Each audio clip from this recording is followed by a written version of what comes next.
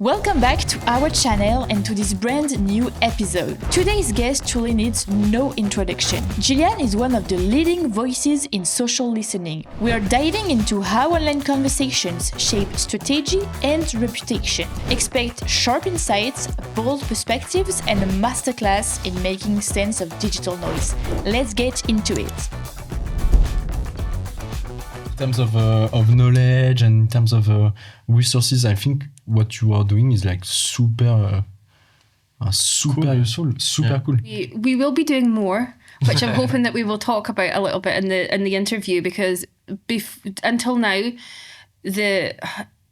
all of this started as a passion project because I was annoyed because I couldn't find other people to talk to about my work. Yeah. And I worked with market researchers a lot, and they still don't really like social data. They're coming around now, but back then it was you were the black sheep of every project, and you almost felt like you were just pushed in there a little bit. And I wanted to find other people that were doing something similar to me. Now, my work is, I would say it's a niche of a niche. Yeah. I use social data to find out how people make decisions. So it's super specific. Yeah. There wasn't really anybody else, because everybody at that point said you can't get behavioural insights from social data. And I'm like, well, actually you can. You just don't process the data, you interpret the data. Mm. And it's interesting to have seen the industry evolve. But back then I didn't have anybody to speak to. So then I just started using LinkedIn to see if there was other people doing work with social data. And there was, they were called social listeners. So I kind of adopted that moniker, but I've never been a social listener. The digital anthropologists tell me I'm a digital anthropologist because of how I was looking at the data and things like that. So it's been interesting. And then once I started speaking to all of those people, everybody was having the same problems. They were misunderstood. They were put into these projects that potentially other people didn't want them to be in or really understand what it was that they were doing.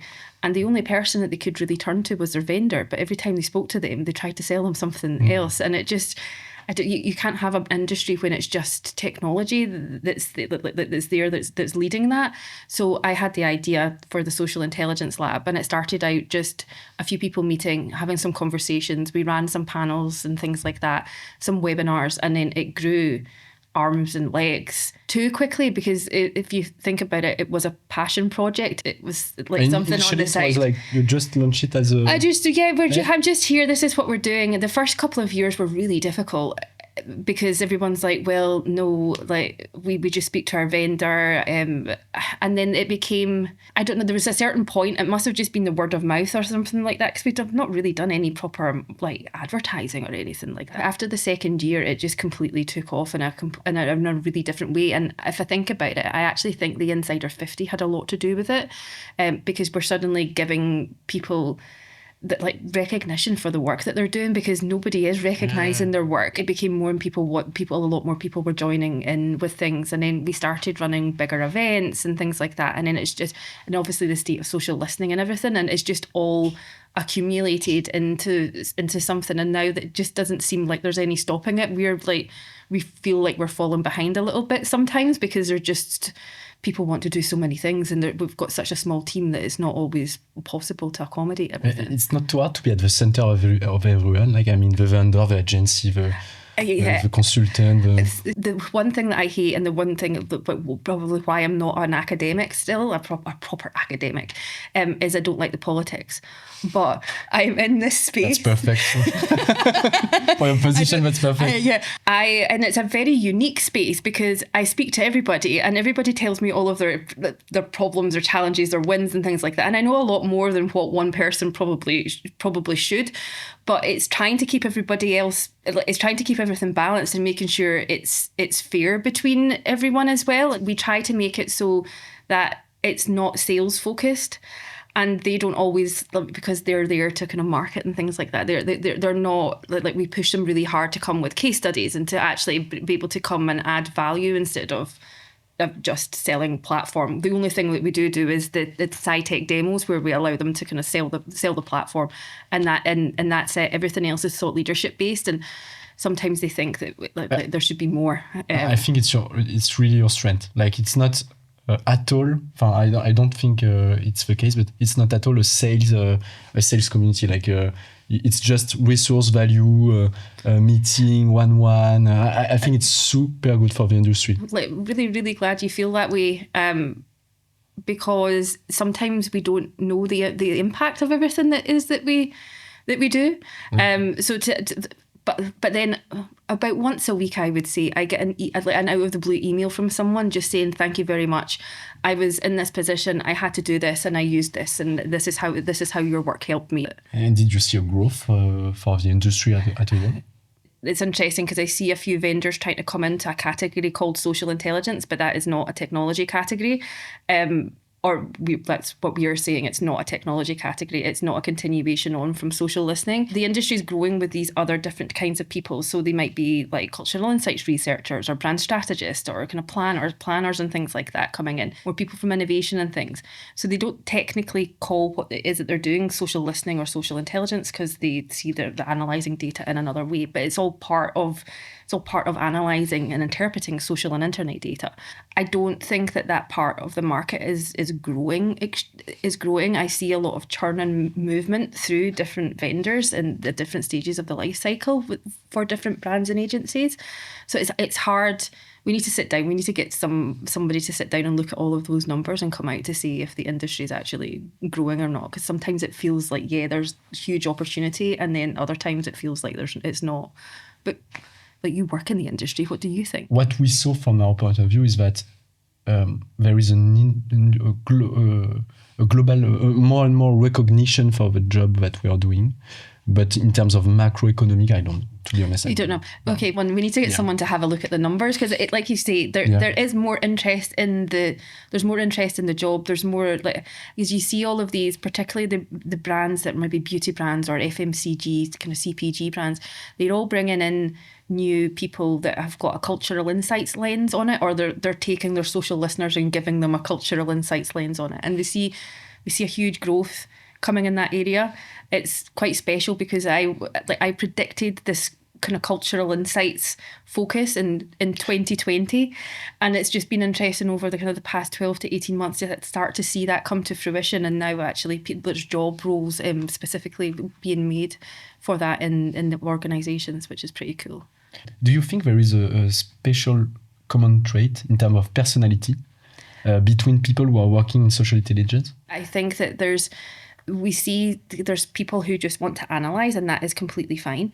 But then there's other people who are in this other stage of it, where they're interpreting what it is that they find and kind of like coming out with strategy for it. So I would say that in both camps, you need to be curious, and I think it's curiosity. Like whenever we read the Insider 50 interviews and even the nominations and things, you can really see that coming through. But then depending upon what part of the industry you're in, you're likely to have a slightly different personality, just if your role is more data analysis in comparison to the interpretation, because it's two different skill sets that's required for that.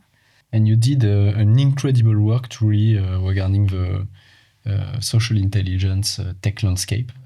That is a passion project. It's a work in progress, and I'm probably going to get into trouble from my team here, but we've done something this year, and because a lot of that had historically been made up from doing a lot of searching, a lot of speaking to people to figure out what tools and technologies it is they're using. But we built a bot, and that bot has come back and found, let's just say, it's over 10,000 more solutions than what we already had in there. So we're currently refining and working through and making sure that they're all valid solutions. So it's when you start to get into some of the local markets and things, there's actually tiny little kind of the technologies that are popping up from different places. So that's probably set to be a lot bigger this year when we actually come out with it. Like it's quite crazy though. Between all the social intelligence tools and category, let's say, is there one specific category that you think is undervalued by the market? I think that there's a couple of growth categories. Which one will be trends? I don't think. It's from the conversations that I'm having with everybody. There is no technology yet that surfaces trends for them in the way that they want to. So I think that there's work that can be done there, and there's potentially a lot of growth in that market. The other growth one really is the mis and disinformation space, because it's just becoming much, much more prevalent. For which kind of people do you think it's really important to integrate your community? I think I've told you before that this started as a passion project and it's moved into an informal community. There's a greater need in the industry, and that is for standards, and for everybody to come out with one language, because there's so many terminologies, and even the word insight is contentious, because if you're analysing for communications, that type of insight is completely different to someone who's analysing for foresight or strategy. So it's everybody's talking about this thing, but they're talking about something different. So we need to be able to adequately come together as an industry to say this is who we are and this is what we do. I think that the last few years, because we've always said it's about the analysis of social and internet data, but actually it's something else, it's something more. It's analysis and interpretation of social and internet data, and crucially with AI coming in, the interpretation part is going to be much we need to have that, and we need to be able to talk about how we reach there, because there's also a difference between observation from what you see and interpretation about what all of this, what's happening and what this means and what to do. Anybody who's analysing social and internet data, we would say can be part of the new association. So we've already got our steering group together. There's 22 people on the steering group from all over the world, from academia to vendors to agencies and brands. So we've brought all these people together. We're bringing in the first group of members on the 30th of March, and I do hope that you will be there. So we're bringing that in to be able to, I say there's three things. It's one, to be able to put you in connection with everybody else, to talk about your work, because things crop up, but maybe someone else within the association has been through something similar or is going through something similar. We can connect you together, and then you can work through that together. So there's a bit of what's important for me right now, what's challenging me right now, can someone help me with that? Then the next part of it is continuing on from the Insider 50, but also building that out to be something bigger, to give everybody a platform, to be able to come and say, this is all of the great work that's happening in this industry. Look at all of these people, what it is that they're doing, and crucially the impact it is that they're having with their work. Because if I'm honest, we don't always know the impact. And I think that in order to be able to build credibility and grow the industry, we're going to have to start showing that impact, whether it's moved into a project and what happened with that project, but we need to have the through line a bit more. So we want to be able to kind of provide people with a platform. So that's more speaking engagements and just really being able to advocate for the industry as a global association. And then the other part, which is I think the part that you'll see when I talk about it, but it's the part that I'm most excited about, is about about standards development and about best practice, and about coming together to say, as an industry, we have done this, we've looked at all of this, and this is how you approach this is how we approach these different things, and then starting to bring ethics into it, because that's the thing that holds particularly technology purchases up within enterprise organizations, is about how data access and about how that is used and things like that. So we want to be able to bring everybody together to come and say, as an industry, that this is who we are, this is what we do, and these are the standards that we adhere to, just like any other discipline does. And I really do believe that social intelligence is a discipline itself. It isn't quite market research, it's not quite data analysis, because you need to understand fundamentals about platform logic and about what's happening in there. Because if you don't, then you're just analysing and processing the data. Some people, I will speak only for France, say that social listening is just a path to, I don't know, the communication big role or the market research role. Do you think you can have a whole career within social intelligence only? And you can definitely. I think that, like, if you think about it as well, no one's really, like, there is no social intelligence perfect. Like, there's not been someone's whole job, maybe some of the younger ones, but it's not really been someone's whole job. There's not been a dedicated education for it. You are always coming from somewhere else. I think, if I remember rightly, we did a career and salary survey, and I'm sure a lot of people, I think that it's like insights and research and insight, and I think marketing were kind of and communications were like the strongest roles, which makes sense. But you'll find that the people who are then doing those roles, they naturally are doing the discipline. So a lot of people are naturally doing the discipline part as well. So it's like, okay, saying that there's a difference between a tweet and a Reddit post, like, and kind of, why that is and things. So that's when I'm talking about platform logic and about, we call it internally like credibility engineering. So it's just like, where's the gaps in this analysis? And where's it, like, kind of, where isn't it strong? Kind of what has happened and what's the limitations of it? If we're selling traditionally, if we've been selling straight up social listening, nobody would really say any of that. Like, it was overpromised and underdelivered quite a lot of the time, particularly at the start of the industry. So with the discipline starting, we want to be able to adhere to kind of guidelines, standards and principles about being able to communicate what's actually happening here and where the limitations are. Do you think a social network is also valued by the social intelligence community? In recent years, everybody's wanted TikTok data. They wanted video data, predominantly because that's where a lot of people were spending their time. But I still don't know what actually everybody wanted to be able to do with all of the data, because then you get people arguing and saying, no, we need all of the data. Well, you're not going to get all of the data. In terms of platforms, what we've seen from the state of social listening is that Reddit is starting to come out more and more. But I really, really worry for Reddit, because it is documented everywhere that Reddit posts are considered by generative AI. So people are now, we're starting to see PR agencies in particular coming and saying, yeah, we're trying to engineer, and you've seen it all over, kind of engineer for the LLM responses when you're doing Google search or whatever it is. And the way that they seem to be doing it, from speaking to a lot of them, is they're trying to re-engineer Reddit for themselves, which then Reddit's a goldmine of information. But actually what will happen is if all of these brands and organisations are starting to come on there, the content's going to change significantly.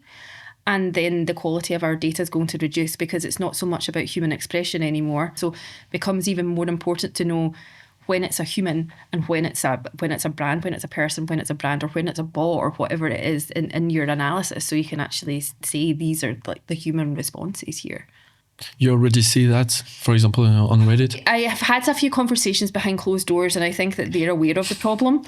We have a panel. We've got a panel session what will be next week on LLMs, talking about this subject, because I think that we need to start planning for it, because I think I was given it about 12 to 18 months to really start to see the degradation in the quality of the data from it.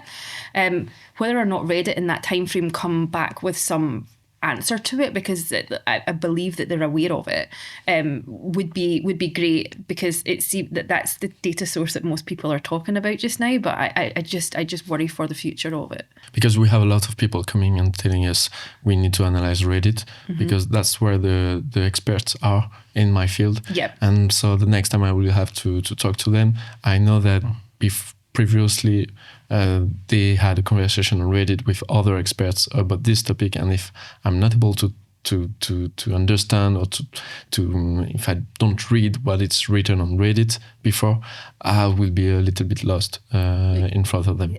I know that Reddit have checks for bots and things, but I think a few more are kind of slipping through. Or the good thing about it is all the upvotes and things like that. So if someone is behaving badly on the platform, they will be ousted by the community. They will be seen by the community itself. So there is a bit of a check in there to make sure that there's not a lot of bot activity and things like that. But it doesn't stop the brand part of it. And I think that, these responses or posts that are there that are specifically engineered for the LLM, you'll be, as someone who analyzes the data and understands linguistics and things, you'll be able to see them, I would imagine, more naturally, because like you've read an SEO blog post before and they say lots of things but they don't say anything. They're just keyword based. I would imagine that this is going to be very similar here. What's your approach and what's your recommendation regarding local social network? I mean, a lot of person are looking for data from Chinese platform, from Russian platform, and so on. But for a lot of reasons, it's hard to collect. It's hard to compare with other social networks. What's your recommendation for a company that want to integrate this kind of data into their report? That's not something that I typically cover. I would go to one of the agencies that we know that covers a lot of kind of global regions, and we would get them to speak to them about it. Well, what the vendors would say is go to them with a list of what is missing, and they'll see what they can do. And I know some people that have done that successfully. So it's always your first stop is to go to the vendor that you're with just now and saying these sites here are not being indexed. We want them. A little bit harder with Chinese data because you need to have an entity in China to be able to get more data. But I would start to speak to your vendor first off, and then what we're trying to do with the SciTech landscape and directory now is be able to identify what data sources that people do have. So that can be an additional resource to say, okay, I'm looking for this really obscure data source that we might have it indexed on our platform, and it'll be able to throw up what vendors are actually covering that. According to you, is there a specific country or a specific market really in advance regarding social listening? I wouldn't say country. I would say there's organizations that are more advanced than others, but I don't think it's country specific really, because everybody, whenever I speak to them, particularly outside of Europe, they will always say, oh, we're so far behind. If they're not in North America or Europe, they'll say, oh, we're so far behind. But then you're speaking to them about their work, and I'm like, well, you're like, this is what other people are doing too, and actually you're more controlled over here than what some other people are. I think because there is no standards or rules or like kind of how-tos or anything like that, everybody thinks that they're a lot further behind than what they may actually be. But it's not until we start documenting all of that properly that we'll be able to help people. And then maybe we'll be able to see kind of what country is leading the way or not. Why did you choose Paris for this year? We've got a really good community in Paris. So we've been in the US for 2 years, and the community there, we've always had a big community in the US because there's a lot of social listening teams that are sitting out there. We've also got a hub here in London particularly, but we're an international organisation, so we wanted to be able to travel, and we have a great community in Paris, so decided for Paris. And then when we announced it at Observe, I don't know if you've been able to see any of the videos from that, but when we announced it at Observe Summit in LA, I couldn't really see because of the lights that were so strong, but I'm pretty sure from the shadows that I saw, people were whooping and getting out their seats and things like that. There was a lot of noise, certainly, when we said Paris. So it seems everybody wants to come to Paris, which we're super happy about. So we'll be there. We've got a welcome night on the 4th, and then we'll be there the 5th and 6th of November. So it's like a 2-day like 2 and a bit day extravaganza with us. And I hope you will be there. Yeah, of course. Definitely. Regarding your definition of social listening, can you define it as the simplest way? Social listening for me is a technology category. There is a category of technology that does social listening, and they do things like sentiment analysis and kind of tracking mentions and all of that kind of good stuff. The thing that's more important for me is social intelligence, because this is what we see as being the discipline and the professional practice of analysing and interpreting social and internet data. It's more about the discipline and knowledge that goes into there, and tools and tech are only one part of that. There's so much more. Well, you analyse social and internet data, so you know that it's not just a straight up processing and here you go, that there's a lot of other things that go into that. So for me, the social intelligence is about it's more about the analysis and the interpretation of social and internet data. And so, for example, the process, the social sampling, the traditional market research technique, but based on data collected from ads on social network. Is it part of social intelligence for you, or is it completely different? Yeah, I just spent years trying to define what this industry is and kind of what the and what the discipline of it, I hope that you both agree that there is a discipline there, and it's not all. I will totally. Yeah. Okay, great. Okay. That's okay then. So we spent a long time, and do you know, if you were being a UX UI researcher, and there's different kinds of researchers that sit within that family, I think exactly the same thing here happens in social intelligence. So we're working to define what that looks like, and what those roles are, and they will be very different, because as I mentioned before, there's people that are analysing data, and it's more quantitative, and it does things to do with campaign performance or something like that. But then we've got people on the complete other end of the extreme, like myself, that analyse it to understand how people make decisions. Two totally different functions. So there's likely to be quite a good mix of different types of roles within there. It's always moving. You Yes. always have new categories coming. It seems to be like the one that I mentioned before, the one about the cultural intelligence, or the trends and culture, whatever it is that the organisations are calling, that there seems to be a growth in that area just now. And we're even seeing people that were traditionally called social listening move into that specific type of role. But slightly different work, because the way that I had seen it is that the work they were doing when they were social listening was kind of more brand focused. And there was kind of sometimes reputation, some brand health tracking, campaigns and all of that kind of stuff. But when they start to move into these roles that are more culture and trends, it's more about the categories and what's happening in society, and long-term view of it, which fits more into strategic work than the parts that have had when you're continually monitoring what has happened to try and be better next time. So it's two different. It seems to be two different roles. A new generation of consultants analyze now the results from ChatGPT. Yes. Do you consider them also part of the social intelligence community? I would, yes. I think that, because it's funny, because at the start of the year I had a run of emails from people saying I've moved out of social intelligence and this is what I'm doing, and I'm like, it's the same thing.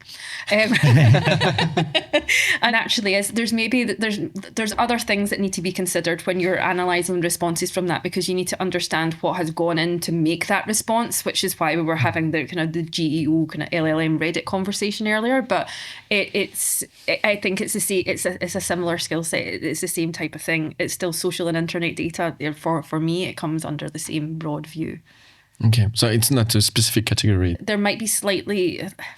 You need to, because if you need to understand the platform logic, so you would need to extend your skill set to understand how those platforms work, in order to be able to interpret the information, the data that you find there properly. So it's just, I think it's just maybe potentially an extension. I'm still working that one out. What are the combination between these areas that you see more often? For example, do you often see people using social listening data and social sampling data and try to make recommendations with these combined? What are the ones that the most aggregated? I think that in social and search, it seems to be the ones that particularly if I'm thinking about the state of social listening study, that comes up a lot. There are the event that we're running with the Market Research Society tomorrow. It's all about unstructured data, and it's about bringing different data sources in. And we had people who are presenting. So Louisa, who was crowned the top Insider 50 this year, she's coming to present, and she's presenting a case study that was done with social listening and eye tracking. So two completely different sources. We've got other people that we're doing, I think search comes in, and then there was like focus groups and surveys and things like that. So we're starting to see things being integrated a little bit, a little bit more, so more mixed methods coming through, which is exciting, and it starts to show just a bigger acceptance of the data sources actually providing insight, and not just being used to count how many times someone's spoken about a particular topic. Yeah, because recommendation can be really different depending on the data sources that you take, and the one that you are going to cross. Yeah, definitely. It's funny, there was an organisation that we worked with in the past called Linguabrand, and they look at how people frame different concepts and ideas, and they built an AI to help with that.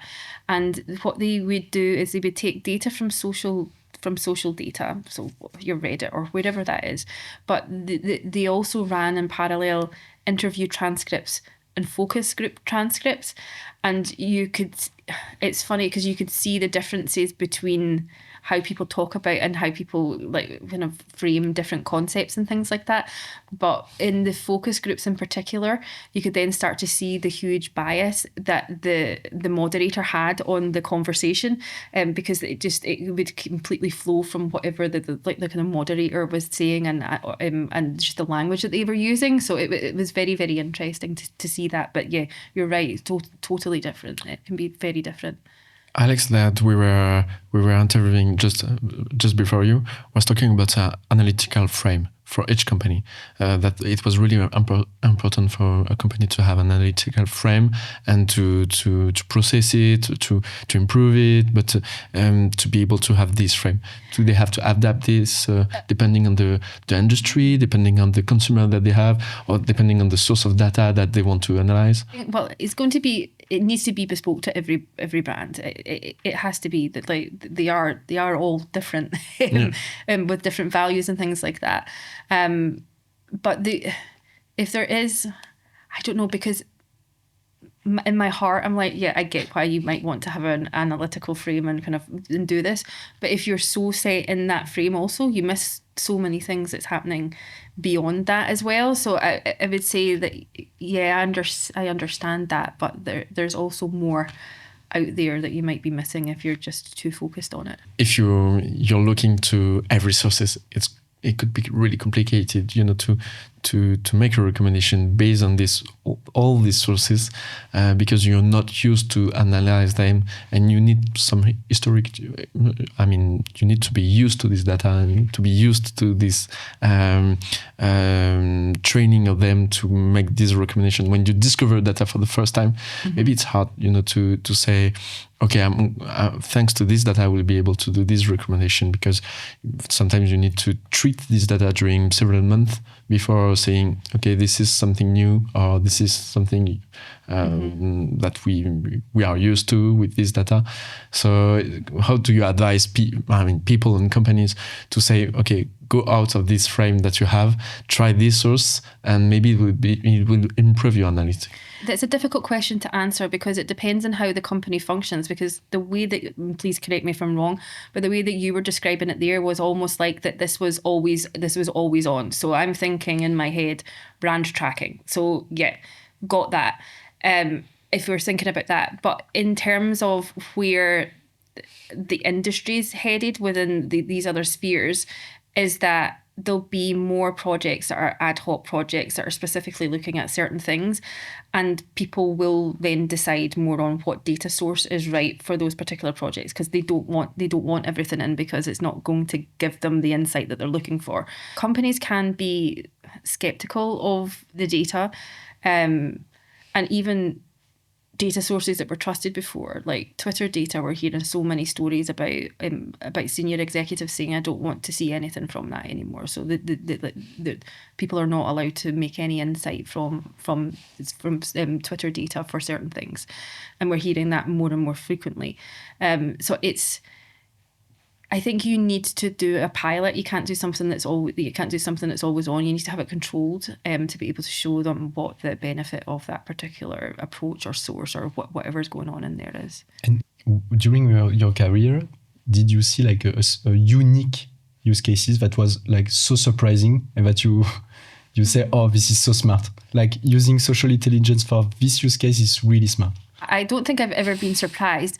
There's been interesting case studies, but I, in terms of approaches, and you've got to remember a lot of the time as well, particularly when things are published, it needs to go through this whole approval process and things like that. So I would say a lot of the case studies and things that you see spoken about in industry are not the coolest things that's happening. Like, people can't talk publicly about the cool things. Or maybe, I don't know, a recommendation for the audience, like, because I think most of the audience who knows about you, your voice will be widely heard.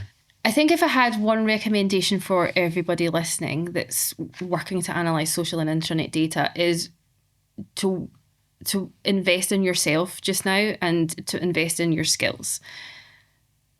There's a lot, as we've mentioned throughout the whole of this interview, there's a lot more about that. It's not just processing data, it's about the interpretation of the data. And that requires you to have lots of different types of soft skills. And people talk about some of these things and everybody will liken it to storytelling, for instance. And it's not just storytelling. And we already know, and we've discussed before, that we need to understand the different platforms and the differences between different platforms and about why people are posting things. It's not just straight up data analysis. So I would say invest your time and your curiosity, because we already know that you're all curious people, in understanding more about these different dynamics and about how interpretation can work. So you're not just giving observations, because AI is going to take over that part eventually. And then that will leave you either sitting behind an AI pushing a lot of buttons, or out of a job, or moving into this area that's more about the interpretation of the data. So I would say prepare yourself, because there is going to be a lot of change in the industry. I don't think that enough people are talking about what's happening with all of the agents and everything that's being built and tested and things like that just now, and how might that reflect on headcount and things like that. So just get ready and invest in yourself. Thanks a lot, truly, Jillian, for your time. Oh no, thank you for having me. It was great. Yeah, and see you in Paris. Yes. And that's a wrap for today's episode. A big thank you to Jillian for sharing her expertise. If this conversation sparked new ideas for you, make sure to subscribe and share it with someone who should definitely hear this. We'll be back next week with another deep dive into data and strategy. Bye!